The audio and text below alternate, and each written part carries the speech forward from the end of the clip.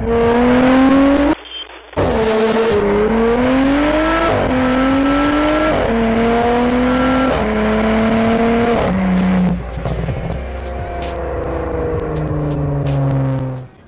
or ni hao in Mandarin.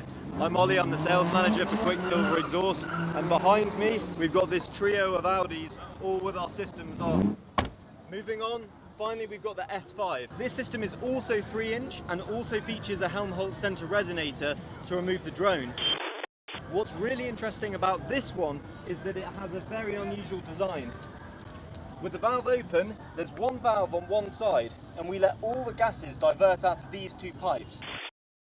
3-inch all the way through. On this side, the gases come through a 2.5-inch pipe when the valve is closed through a silenced pass, so you get a tone really like an on-off switch. It sounds nice and aggressive when you want it, but is also really chilled.